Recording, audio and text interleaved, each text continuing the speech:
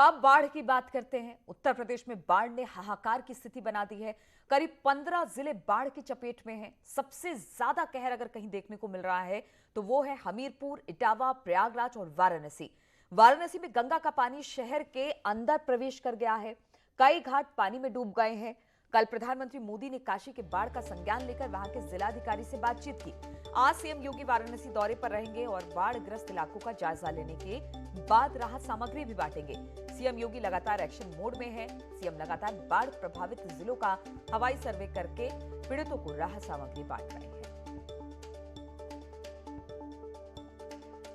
तो बनारस में हाल बेहाल है। कल प्रधानमंत्री ने भी अपने संसदीय क्षेत्र को लेकर डीएम से बातचीत की थी और कुछ जिले ऐसे हैं जो सबसे ज्यादा प्रभावित है। 15 जिले ऐसे हैं और खास तौर पर उनमें हमीरपुर, वाराणसी, ये सब जिले खासे प्रभावित हैं बाढ़ से। लेकिन अब सीएम योगी ने बीड़ा उठाया है और लगातार लोगों तक राहत सामग्री पहुंचाई जा रही है। सीएम खुद हवाई सर्वेक्षण कर रहे हैं और हालात का जायजा ले रहे हैं।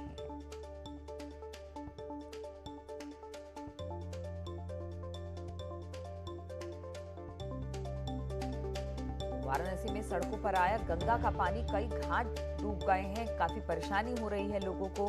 इस दौरान सीएम योगी ने भी इन जिलों का दौरा किया है, हवाई सर्वेक्षण किया है, लोगों तक मदद पहुंचाने की कोशिश है। प्रशासन को भी कहा गया है कि जो भी इस बाढ़ में फंसे हैं, जो भी मुसीबत में हैं, उनको जल्द से जल्द राहत सामग्री पहुंचाई जाए।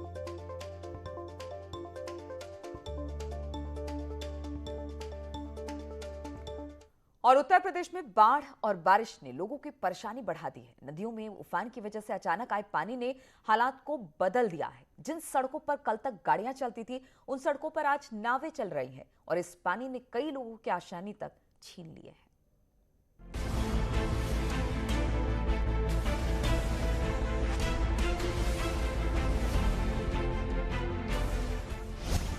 वाराणसी में बाढ़ की ये तस्वीरें बता रही हैं कि काशी में लोग कैसे बाढ़ से प्रभावित हुए हैं।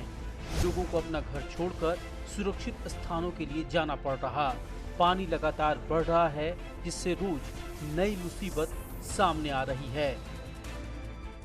बहुत दिक्कत हो रही है, बहुत परेशानी है। बच्चे को छोड़ दिए, उसके बिना कैसे जी रहे हैं हम जानते हैं। इस तरह नहीं रख सकते ना। मान लीजिए आप लोग नहीं हैं तो हम कैसे उसको पानी में से निकालेंगे, डूब जाएंगे। मेरा बच्चा 6 साल का है, उसको छोड़ के हम यहाँ पर तड़प रहे हैं उसको देखने के लिए। एनडीआरएफ की टीम आप लोगों की मदद लगातार कर रही है। हाँ, पिछले साल से कर रहे हैं, 16 में भी आए, 13 में हम लोग बहुत झेल चुके हैं। चोरी चमारी हुआ है, ये वही सोचते हैं कि चोरी हो जाएगा तो हम लोग कैसे जिएंगे।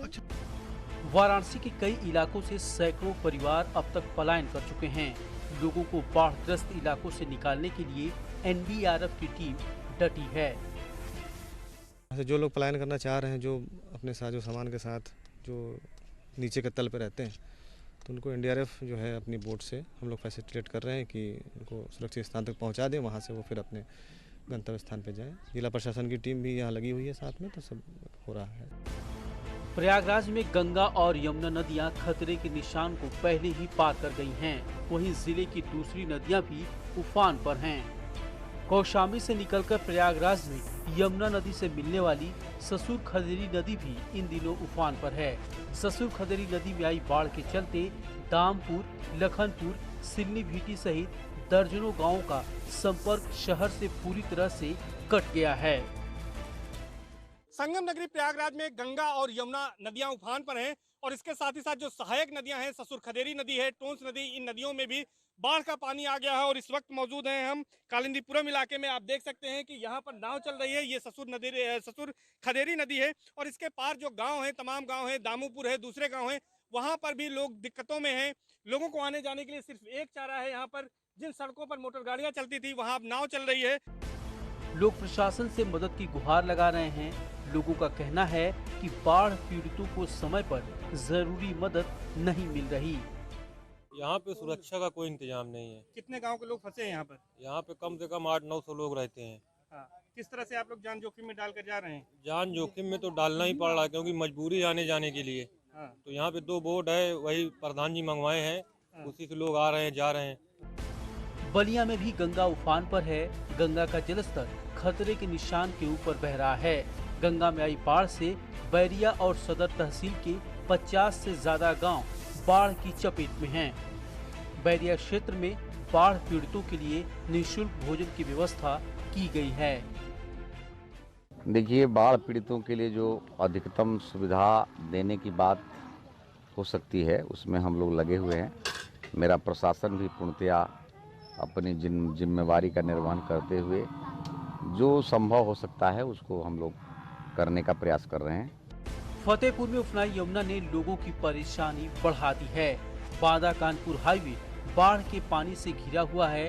ग्रामीण क्षेत्रों में करीब 300 से ज्यादा घरों में पानी घुस चुका है। दर्जनों गांवों का संपर्क टूट चुका है। हमने एक बार राहत कैंप संचालित किया है।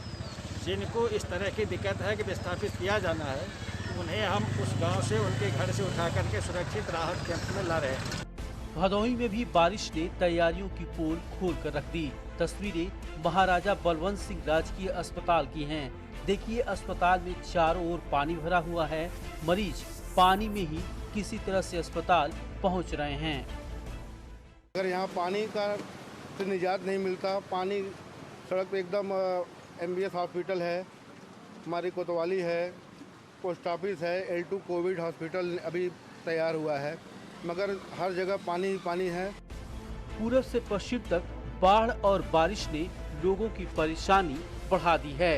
इस मुश्किल वक्त में सरकार लगातार बाढ़ पीड़ितों की मदद कर रही है। Bureau report, news 18।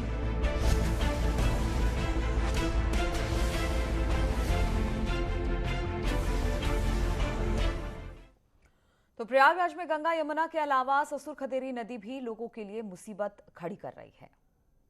संगम नगरी प्रयागराज में बाढ़ ने कहर बरपा रखा है। गांव से लेकर शहर तक चारों ओर पानी ही पानी नजर आ रहा है। और इस वक्त हम मौजूद हैं करेली के गौस नगर इलाके में। हम उन गलियों में इस समय मौजूद हैं जिन गलियों में मोटर गाड़ियां दौड़ा करती थी, लेकिन अब इनमें पूरे मकान डूबने भर का पानी भरा हुआ है। एक मंजिल पूरी तरह से डूब गई है।